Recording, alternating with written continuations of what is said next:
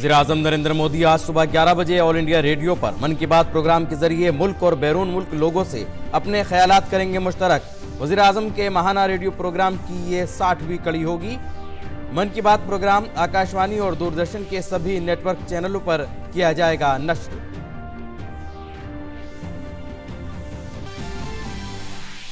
शुमाली भारत में सर्द लहरों का कहर जारी। महकमा मौसमियात ने दिल्ली, पंजाब, हरियाणा, राजस्थान, उत्तर प्रदेश और बिहार के लिए जारी की रेड कोडेड वार्निंग।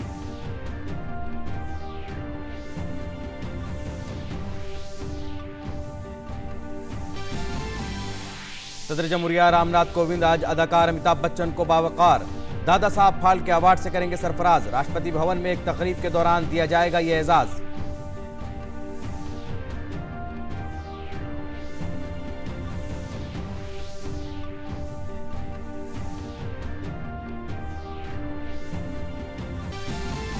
और बैनुल-अक़वामी खबरों में सोमालिया में मोगदेशो के मेयर ने बम धमाके के लिए शबाब तंजीम को ठहराया मोरिद इल्जाम। मोगदेशो में कल एक जबरदस्त कार बम धमाके में 90 लोगों की हुई थी मौत और दर्जनों जख्मी।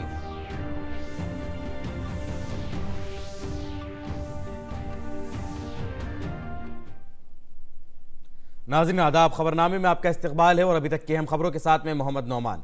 वज़ीर-ए-आज़म नरेंद्र मोदी आज सुबह 11 बजे ऑल इंडिया रेडियो पर मन की बात प्रोग्राम के जरिए मुल्क और बैरून मुल्क लोगों से अपने ख्यालात मुश्तरक करेंगे। वज़ीर-ए-आज़म के माहाना रेडियो प्रोग्राम की ये 60वीं कड़ी होगी।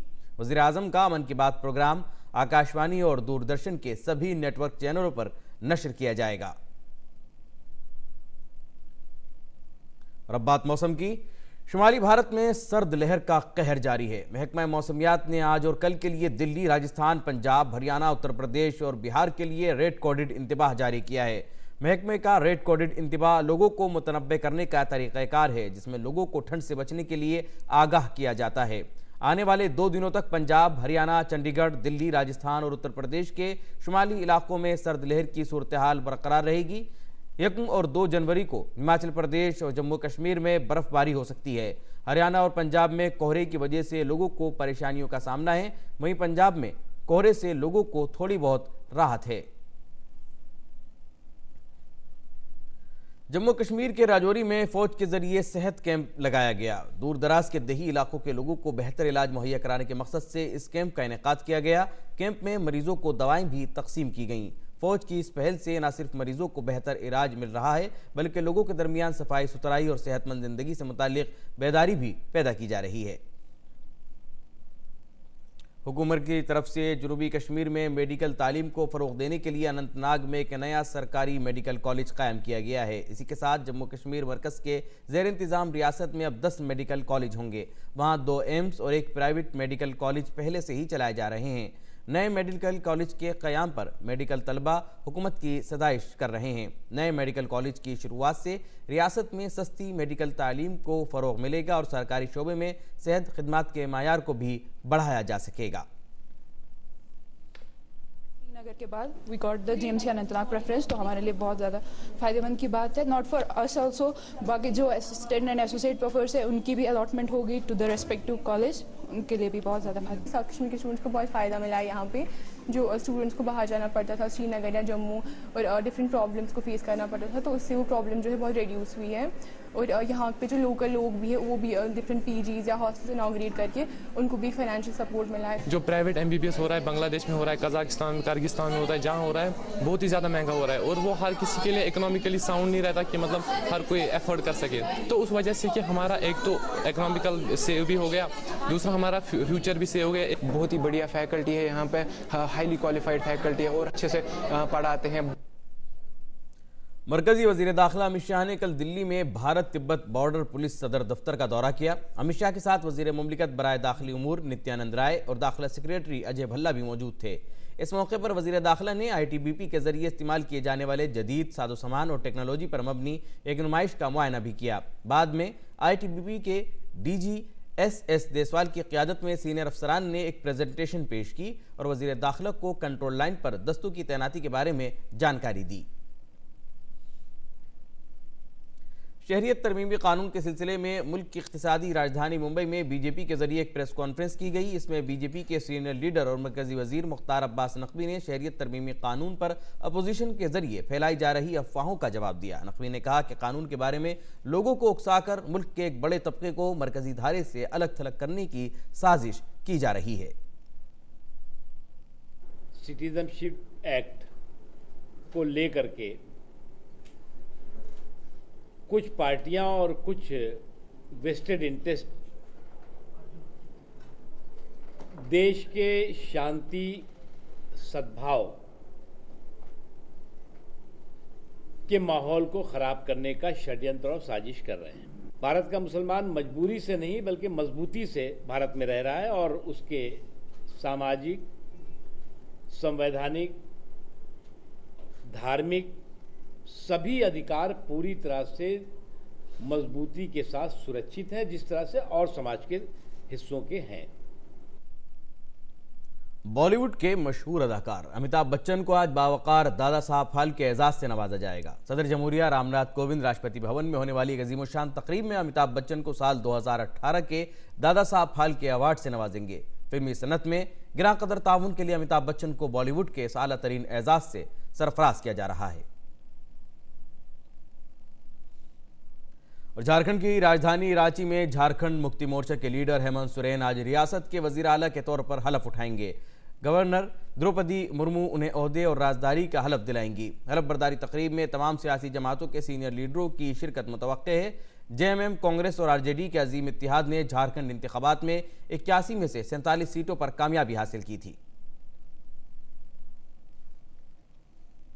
लोकसभा के स्पीकर ओम बिरला की मुदाखलत के बाद कोटा के एक सरकारी अस्पताल में नौज़ायदा बच्चों की मौत से मुताल्लिक अशोक गहलोत हुकूमत ने एक जांच कमेटी तश्कील दी है। जांच कमेटी को 48 घंटे के अंदर रिपोर्ट सौंपने के लिए कहा गया है। कमेटी के अरकान जेके लोन जच्चा बच्चा अस्पताल का दौरा करके बच्चों की मौत के असबाब का पता लगाने की कोशिश कर रहे हैं। अस्पताल में गुज़िश्ता 48 घंटों में 10 बच्चों की जबकि गुज़िश्ता एक माह में 70 बच्चों की मौत हो चुकी है। नौज़ायदा बच्चों की अमवात के मामले में लोकसभा स्पीकर ओम बिरला ने वज़ीर आला अशोक गहलोत को खत लिखकर फौरी कार्रवाई का मुतालबा किया था।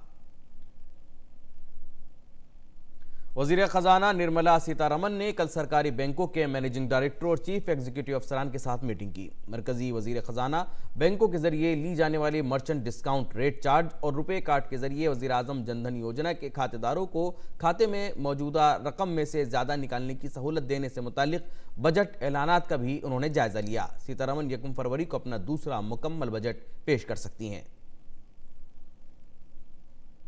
Extensive consultation with stakeholders, banks and so on.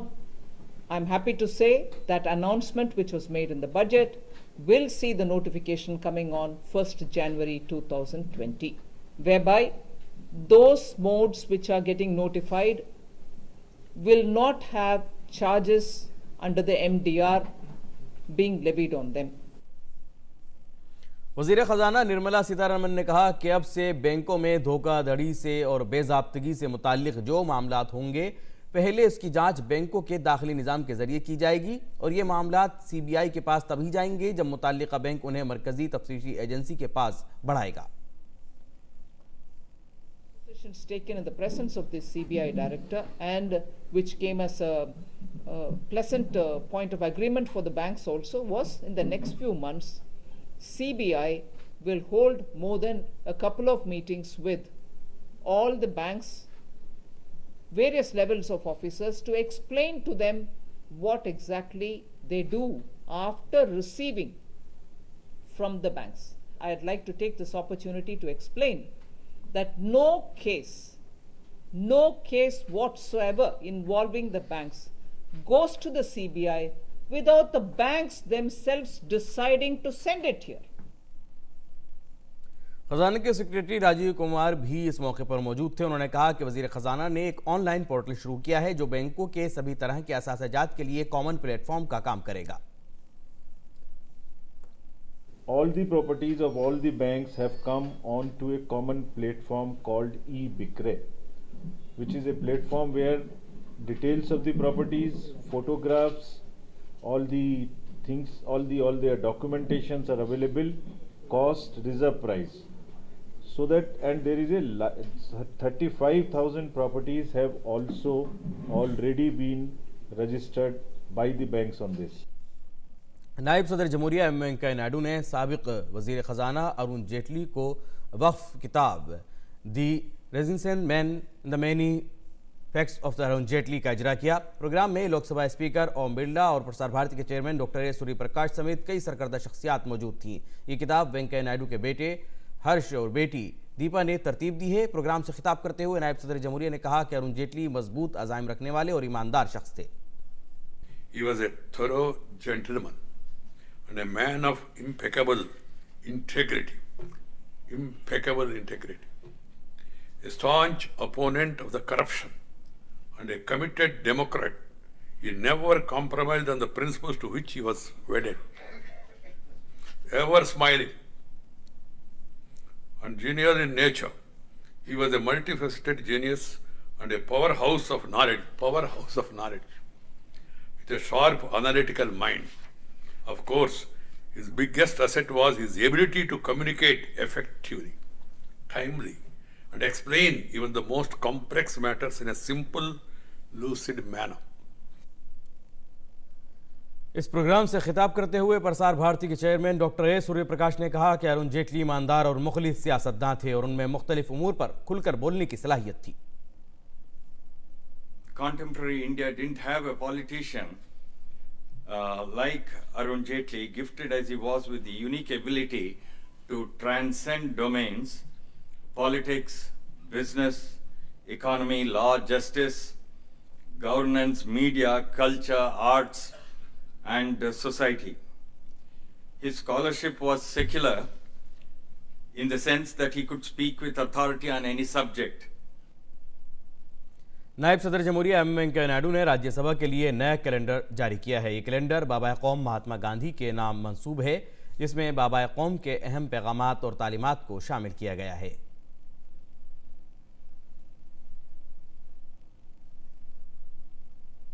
फ़रोग़ इंसानी मसाइल की वजारत की जानिब से जुमे को नई दिल्ली में सोशल मीडिया और मवासलात के मौजू पर एक कौमी वर्कशॉप का इनेकाद किया गया, जिसका इफ्तिताह फ़रोग़ इंसानी मसाइल के वज़ीर रमेश पोखरियाल निशंक ने किया। मुख्तलिफ सरकारी स्कीमों और प्रोग्रामों की जानकारी सोशल मीडिया के ज़रिए ज़्यादा से ज़्यादा लोगों तक पहुँचाने की अपील करते हुए पोखरियाल ने कहा कि सोशल मीडिया इल्म और इत्तलात को मुश्तरक करने का एक बेहतर वसीला है।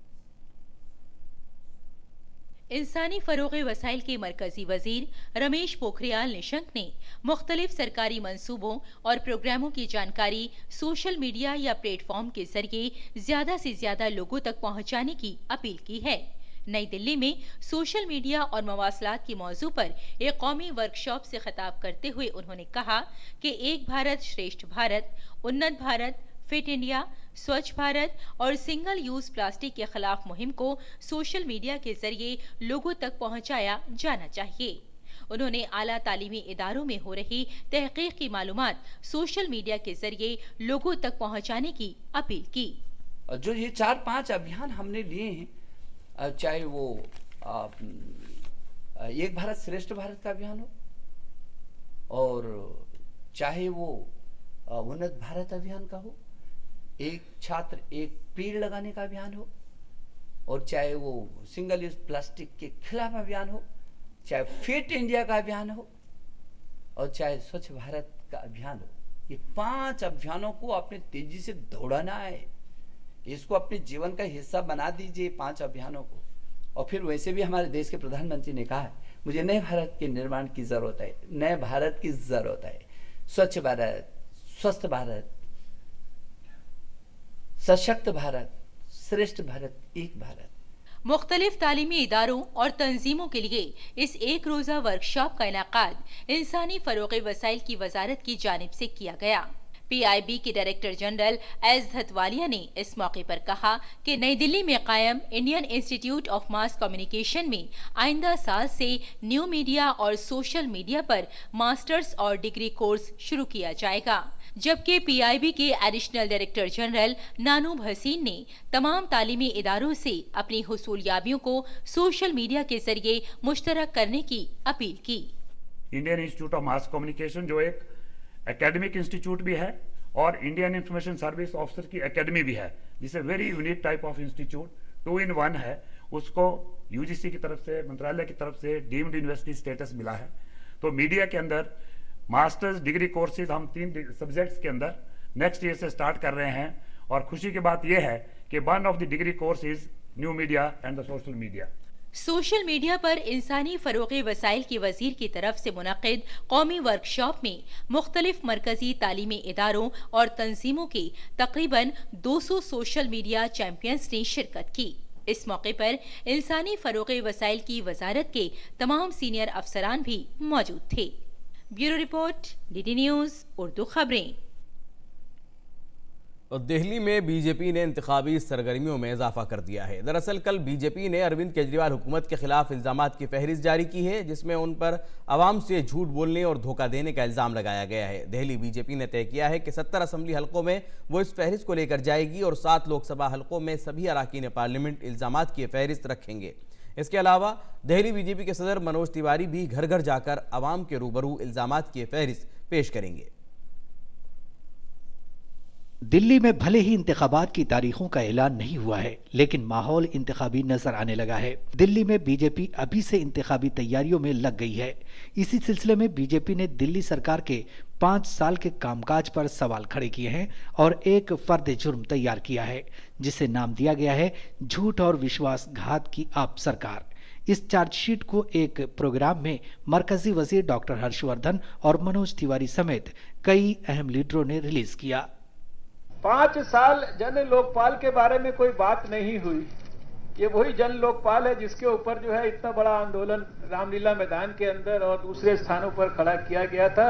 एक 49 दिन की सरकार को समाप्त किया गया था। 70 किए थे वादे, पूरे हुए न आधे। इसी इल्जाम के सहारे बीजेपी दिल्ली में आम आदमी पार्टी सरकार को घेरने में लग गई है। कल से हमारे सभी 7 संसदीय क्षेत्र में भी इस आरोप पत्र को हमारे सांसद प्रस्तुत करेंगे और उसी के साथ 70 विधानसभाओं में भी ये आरोप पत्र 70 विधानसभा के स्तर पर विधानसभा की जो हमारी कोर टीम है वो प्रस्तुत करेगी और उसके बाद हम दिल्ली के घर घर में इस आरोप पत्र को लेकर के जाएंगे। स्वराज की बात करने वाली आम आदमी पार्टी पर फर्द जुर्म के जरिए बीजेपी ने जन लोकपाल नहीं लाने का इल्जाम लगाया है।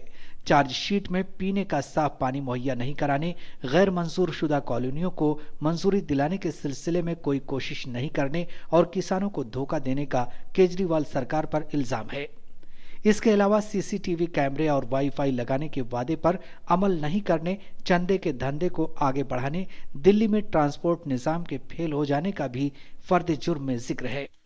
केजरीवाल सरकार के खिलाफ तैयार की गई चार्जशीट में म्यूनिसिपल कारपोरेशनों को परेशान करने, कारोबारियों के मफादात का तहफ़्फ़ुज़ नहीं करने, कीमतों में इजाफे पर कंट्रोल करने में नाकामी का भी जिक्र किया गया है। दिल्ली में मौसम का मिजाज भले ही सर्द हो, लेकिन सियासी तापमान बहुत गर्म हो चला है। अरविंद केजरीवाल सरकार पर भारतीय जनता पार्टी बहुत आक्रामक हो चली है, जबकि चुनाव के तारीखों का अभी ऐलान भी नहीं हुआ है। लेकिन बीजेपी की ये कोशिश है कि वो अरविंद केजरीवाल सरकार पर लगातार हमला बोले। कैमरामैन कुमार दत्ता के साथ कनॉट प्लेस, नई दिल्ली से मैं राजेश राज, DD न्यूज़ के लिए। और रेवाड़ी में कौमी शाहराह पर कोहरे की वजह से एक के बाद दीगरे तकरीबन 2 दर्जन गाड़ियों की आपस में टक्कर हो गई। इस खतरनाक हादसे के नतीजे में 2 लोगों की मौत हो गई, जबकि तकरीबन 1 दर्जन अफराद जख्मी हो गए हैं। जख्मियों को इलाज के लिए अस्पताल में दाखिल कराया गया है। साथ ही कौमी शाहराह पर ट्रैफिक की बहाली के लिए भी कोशिशें जारी हैं।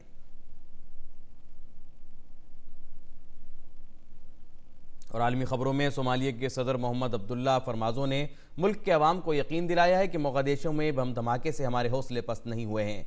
अभी तक किसी भी ग्रुप ने इस हमले की जिम्मेदारी कबूल नहीं की है। वैसे इस हमले के लिए अल-शबाब तंजीम को मोरिद इल्ज़ाम ठहराया गया है। वाज़ेह है कि सोमालिया की राजधानी मोगादिशु में कल एक ज़बरदस्त कार बम धमाका हुआ, जिसमें 90 लोगों की मौत हो गई है और कई ज़ख्मी हैं। मरने वालों की तादाद में इजाफा हो सकता है। यह हमला मोगादिशु में हालिया दिनों में हुए शदीद तरीन हमलों में से एक है। ज़ख्मियों को इलाज के लिए अस्पताल में दाखिल कराया गया है।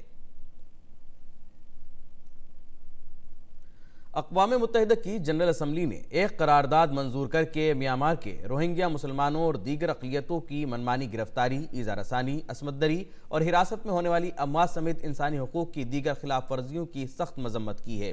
193 रुकनी इस आलमी इदारे में 134 अरकान ने करारदाद के हक में वोट डाले, जबकि 9 वोट इसके खिलाफ पड़े। वहीं 28 अरकान गैर हाजिर रहे। इस करारदाद में म्यांमार हुकूमत से रखाइन, किचेन और शान रियासतों में रोहिंग्या और दीगर अक़लियतों के खिलाफ नफरत को फ़रोग़ देने के मसले से निपटने के लिए इक़दामात करने की अपील भी की गई है। और हांगकांग में तवील अरसे से जारी मुजाहिरों के दौरान करीब 1 दर्जन मुजाहिरीन को पुलिस ने गिरफ्तार कर लिया है। पुलिस ने मुजाहिरीन पर मिर्च स्प्रे का इस्तेमाल भी किया। मुजाहिरीन ने क्रिसमस से माक़बिल शाम शॉपिंग मॉल को निशाना बनाया था। इस दौरान 100 से ज़्यादा नकाब पोशों और मुजाहिरीन ने चीन वापस जाओ के नारे लगाते हुए मॉल से मार्च निकाला। हांगकांग में मुतनाज़ा हवालगी बिल के सिलसिले में 9 जून से शुरू होने वाले एहतजाज का सिलसिला थमने का नाम नहीं ले रहा है। मुजाहिरीन हांगकांग में चीनी हुकूमत की मुदाखलत की मुखालफत कर रहे हैं। जमहूरियत हामी मुजाहिरीन हुकूमत के खिलाफ मुसलसल एहतजाज कर रहे हैं। कीनिया के मगरबी इलाकों में बारिश की वजह से आए सैलाब से हज़ारों कुनबे मुतासर हुए हैं। सरकारी एजेंसियों ने नए लोगों से मकामी स्कूलों में कायम बचाव मराकज़ में मुंतकिल होने की अपील की है।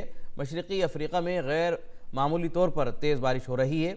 बरतानिया में कायम गैर मुनाफा बख्श इदारे सेव द चिल्ड्रन के मुताबिक रवां बरस में मशरक़ी और जनूबी अफ्रीका में सैलाब और ज़मीन खिसकने के वाक़यात में 1200 से ज़्यादा अफराद हलाक हुए हैं।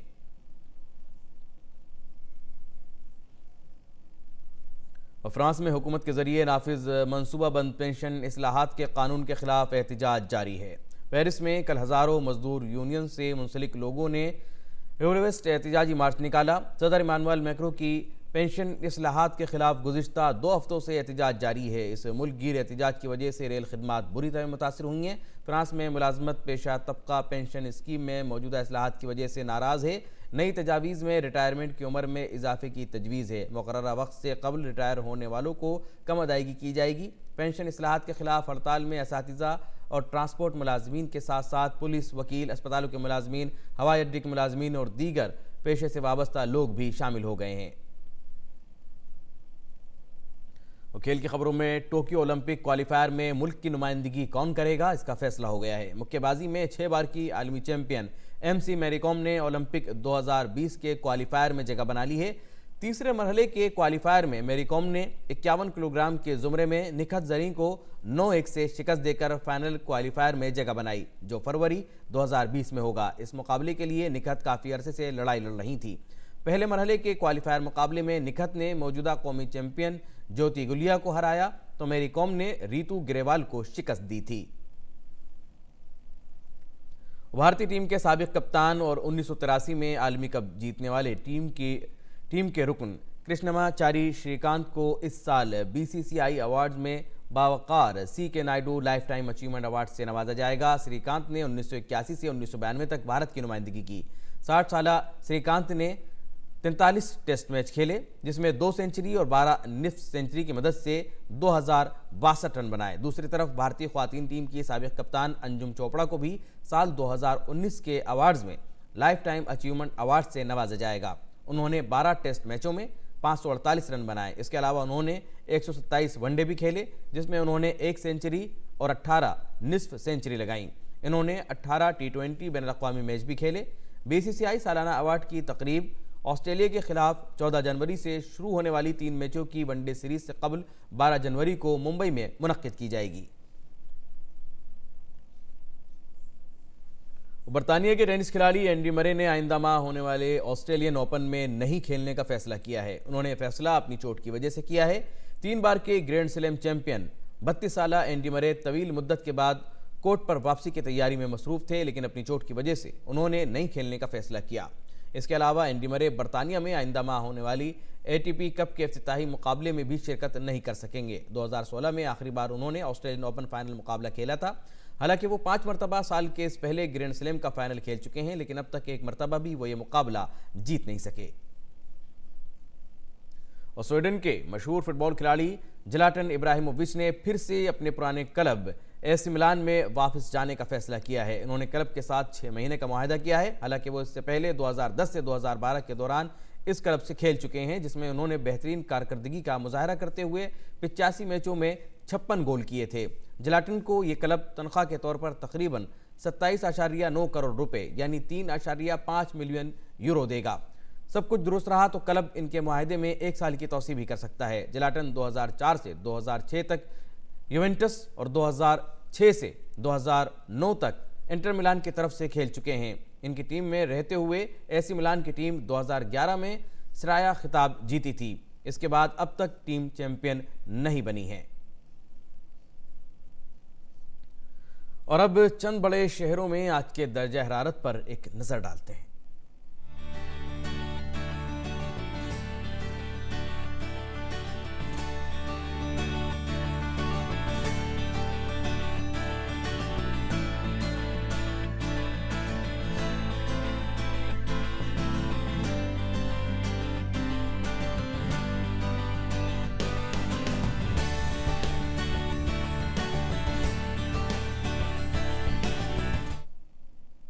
खबरनामे के आखिर में अहम खबरों की सुर्खियां एक बार फिर। वज़ीर-ए-आज़म नरेंद्र मोदी आज सुबह 11 बजे ऑल इंडिया रेडियो पर मन की बात प्रोग्राम के जरिए मुल्क और बैरून मुल्क लोगों से अपने ख्यालात करेंगे मुश्तरक। वज़ीर-ए-आज़म के माहाना रेडियो प्रोग्राम की होगी 60वीं कड़ी। मन की बात प्रोग्राम आकाशवाणी और दूरदर्शन के सभी नेटवर्क चैनलों पर किया जाएगा नश्र।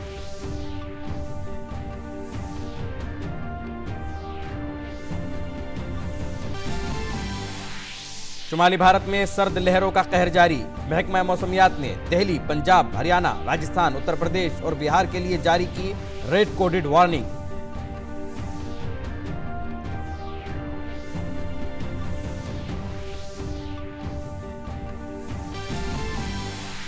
सदर जमहूरिया रामनाथ कोविंद आज अदाकार अमिताभ बच्चन को बावकार दादा साहब फाल्के अवार्ड से करेंगे सरफराज।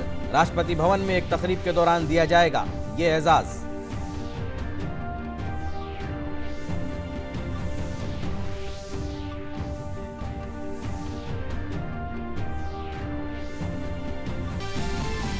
और बैनुल-अक़वामी खबरों में सोमालिया में मोगदेशो के मेयर ने बम धमाके के लिए शबाब तंजीम को ठहराया मोरद इल्जाम। मोगदेशो में कल एक जबरदस्त कार बम धमाके में 90 लोगों की हुई थी मौत और दर्जनों हुए थे जख्मी।